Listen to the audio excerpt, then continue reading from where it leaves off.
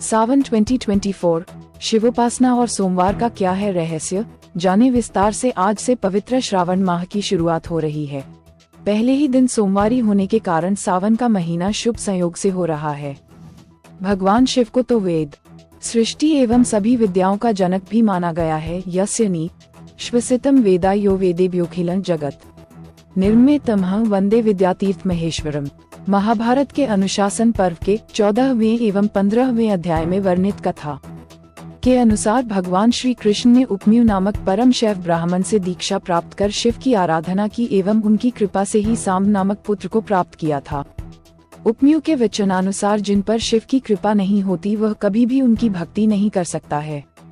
दिवस दिवसार्धम वा मुहूर्त वा क्षण लवम न हयलब्ध प्रसादस्य भक्तिर्भवती शंकरें। उपमन्यु की शिव भक्ति ऐसी थी कि उन्होंने प्रत्येक जन्म में भगवान शंकर का परम भक्त होना चाहा।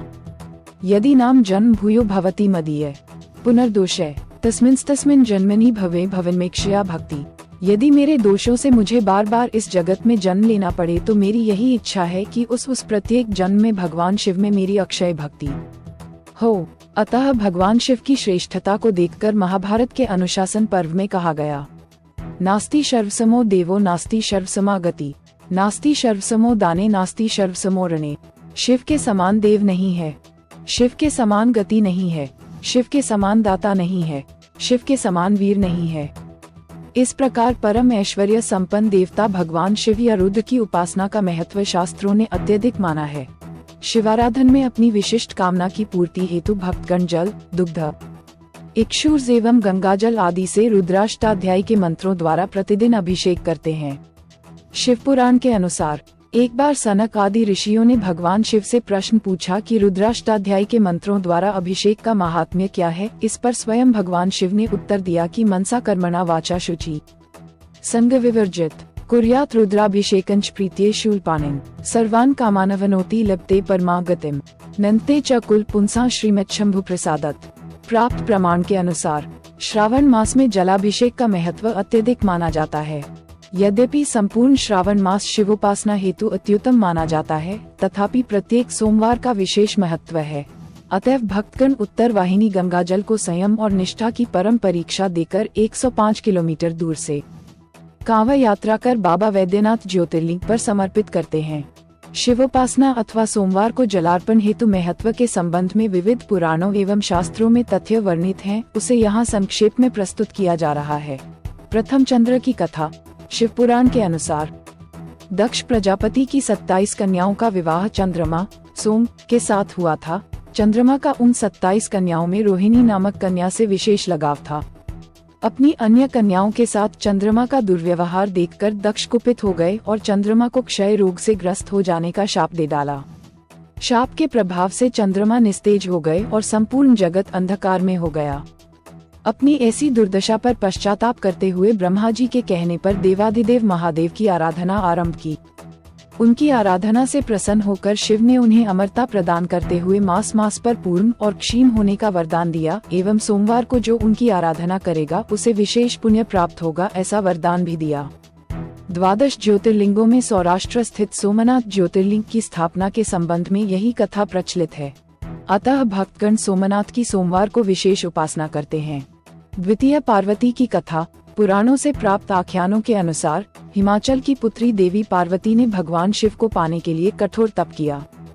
पार्वती ने तप के लिए जिस स्थान का चयन किया वह स्थान भी बड़ा दुर्गम और भयावह था। वहां घोर अंधकार और भयानक सिंह, व्याघ्र एवं सर्पादि प्राणी रहते थे। दिन रात बर्फादी की बारिश होती थी। पार्वती ऋतु और अपनी शारीरिक क्षमता के प्रतिकूल जाकर भी तपस्या करती थी, ऐसा स्पष्ट वर्णन कालिदास ने अपनी रचना कुमार संभव के 5वें सर्ग में भी किया है। पार्वती को ये समझने में देर नहीं लगी कि शिव को सौंदर्य से प्राप्त नहीं किया जा सकता, अपितु भक्ति पूर्वक शिवाराधन ही प्राप्ति का एकमात्र उपाय है। पार्वती की सहनशीलता चरम सीमा पर पहुंच जाती है। पत्तों का भोजन भी त्याग देने के कारण वह अपर्णा कहलाती हैं। ग्रीष्मकाल में पंचाग्नि का सेवन, शरदकाल में आकंठ जल में समाधि एवं श्रावण मास की घोर वर्षा में खुले आकाश में तप करना उनकी शारीरिक क्षमता एवं मानसिक एकाग्रता का चरमोत्कर्ष था।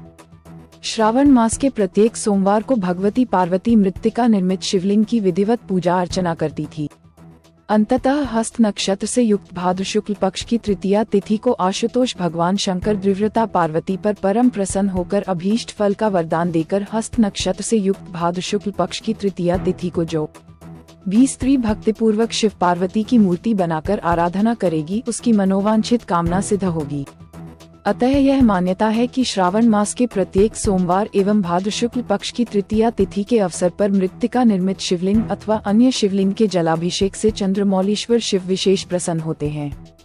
इस प्रकार भगवान शिव के एक अनन्य भक्त की सार्वकालिक अभिलाषा निम्न श्लोक में निहित है। अहो वा हारे वा बलवती रिपो वा सुहृदि वा मनो वा लोष्ठे वा कुसुमशयने वा दृष्टि वा त्रिणे वा स्त्रैणे वा मम समदृशो यातु दिवसा सदा पुण्यरण्य शिव शिव शिविति प्रलपत।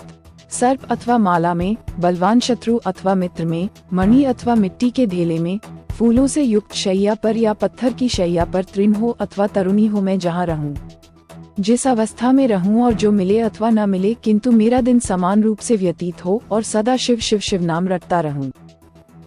इसी तरह का न्यूज़ को देखने के लिए हमारे चैनल को सब्सक्राइब करें।